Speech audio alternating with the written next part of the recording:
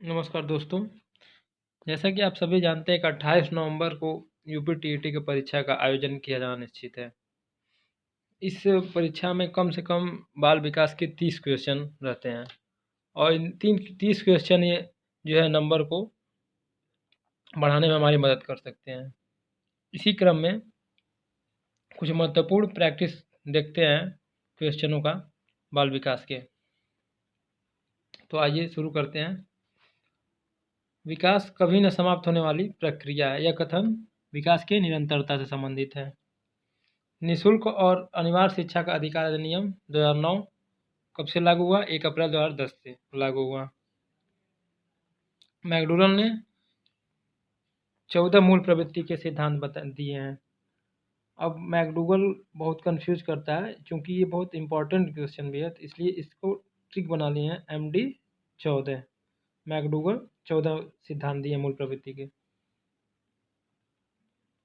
Gardener ने बुद्धि के कितने सिद्धांत दिए? 9 सिद्धांत बताए हैं। ये भी क्वेश्चन कई बार पूछा है, इसलिए उसको गन लिख दिया गया है। गन, ग से गार्डनर, न से 9। ब्रूस ने अनोखा काल किसको कहा है? बाल्यावस्था को कहा है। स्फूर्ति अवस्था, गंधी आयु, प्रारंभिक विद्यालय की आयु किस अवस्था को कहते हैं? बाल्यावस्था को कहते हैं।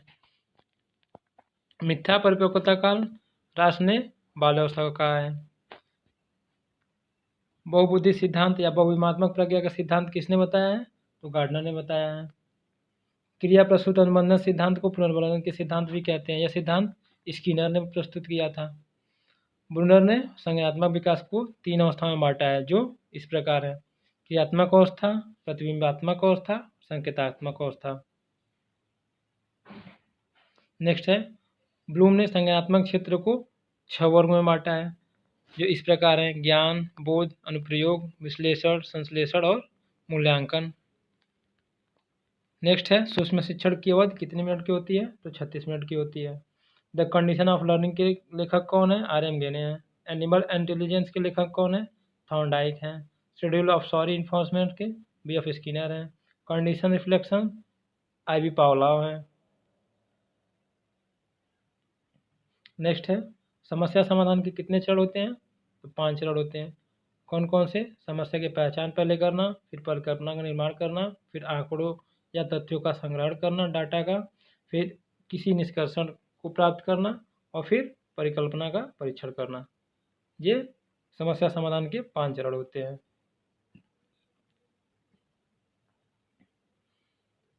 मैस्लो ने अभिप्रेरणा के आवश्यकताओं के पदानुक्रमित का सिद्धांत दिया है। ब्रूम ने अभिप्रेरणा के प्रत्याशा का सिद्धांत दिया है। हर्जबर्ग ने अभिप्रेरणा का दोहरा कारक सिद्धांत दिया। स्किनर ने अभिप्रेरणा का सक्रिय अनुबंधन का सिद्धांत दिया। सूक्ष्म शिक्षण के वो गलती टाइपिंग हो गया। सूक्ष्म शिक्षण के सोपान या कितने चरण होते हैं? तो 3 चरण होते हैं। पहले पाठ योजना, फिर शिक्षण, फिर प्रतिपुष्टि, फिर उसी 3 चरण को पुनः रिवाइज किया जाता है। पुनः पाठ योजना, पुनः शिक्षण, पुनः प्रतिपुष्टि। संज्ञानात्मक क्षेत्र का क्रम कौन सा है? आरोही में नीचे से ऊपर की ओर: ज्ञान, फिर अवबोध, फिर अनुप्रयोग, फिर विश्लेषण, फिर संश्लेषण, फिर मूल्यांकन। आइए नेक्स्ट देखते हैं। नेक्स्ट है, पियाजे के अनुसार प्रज्ञात्मक अवस्था की अवधि 2 से 7 साल है। संज्ञानात्मकता को 4 भागों में बांटा गया है, जो इस प्रकार है: संवेगात्मक गामक अवस्था जन्म से 2 वर्ष है। पूर्व संक्रियात्मक अवस्था 2 से 7 वर्ष। मूल संक्रियात्मक अवस्था 7 से 12 वर्ष। औपचारिक संक्रियात्मक अवस्था 12 से 15 वर्ष। पियाजे ने संज्ञानात्मक सिद्धांत भी दिया था, ये सबसे इम्पोर्टेंट है। अल्फ्रेड बिनेट ने सर्वप्रथम बुद्धि का सिद्धांत दिया। चोम्स्की का संबंध किससे? भाषा से, विकास से है। थॉर्नडाइक ने अधिगम के प्रयास में भूल या उद्दीपन अनुक्रिया सिद्धांत को बताया। थॉर्नडाइक मतलब ट्रायल एंड एरर मेथड। 8 से 10 वर्ष की अवस्था को कौन सी अवस्था कहते हैं? तो गिरोह की अवस्था कहते हैं। एबिंगहॉस में सर्वप्रथम सीखने के ग्राफ की व्याख्या की। थॉर्नडाइक ने अधिगम के 3 मुख्य तथा 5 गौण नियम बताए। ये भी इंपॉर्टेंट क्वेश्चन है। अनुकूलित अनुक्रिया सिद्धांत के प्रतिपादक कौन है? आईवी पावलोव, जिन्होंने अपना प्रयोग सर्वप्रथम किस पे किया था? कुत्ते पे किया था। क्रिया प्रस्तुत का प्रतिपादन किसने किया? बीएफ स्किनर ने किया। कोहलर ने अंतर्दृष्टि या सूर्य सिद्धांत का प्रयोग सुल्तान चिंपैंजी पे किया। सृजन शास्त्र के पिता कौन है? गार्डन है। इन्होंने मानव के आनुवंशिकी संबंधी सुधार पर अध्ययन किया। क्रिस्मर ने व्यक्तित्व की शरीर रचना के आधार पर वर्गीकृत किया है। कैनन ने व्यक्तित्व को ग्रंथियों के आधार पर बांटा है। विद्रोह की भावना की उत्पत्ति पूर्व किशोरावस्था में उम्र 10 से 14 वर्ष के समय में होती है। क्रिया प्रस्तुत अनुबंधन में दंड अथवा पुरस्कार द्वारा व्यवहार में परिवर्तन लाया जा सकता है। बुद्धि का तरल क्रिस्टलीय प्रतिमान कैटल ने दिया, जो बाद में उसके शिष्य जॉन एल हॉर्न ने विकसित किया।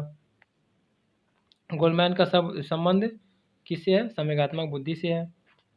स्टैनफोर्ड और बिनर ने बुद्धि के परीक्षण का सिद्धांत दिया, जो इस प्रकार है: निरंतरता विकास का सिद्धांत, परस्पर संबंध का सिद्धांत, समान प्रतिमान का सिद्धांत। विकास के परिणाम स्वरूप नवीन विशेषताएं और नवीन योग्यताएं प्रकट होती हैं। यह कथन किसने कहा है? तो कथन हरलॉक ने बताया है। 12 से 16 वर्ष तक बच्चों के लिए एस्जलोटा ने साधारण मानसिक योग्यता का परीक्षण किया। तो ये कुछ महत्वपूर्ण क्वेश्चन थे बाल विकास के। अभी हम नेक्स्ट वीडियो में इससे भी इम्पोर्टेंट क्वेश्चन लेके आएंगे। अब यहीं पे ख़त्म होता है वीडियो।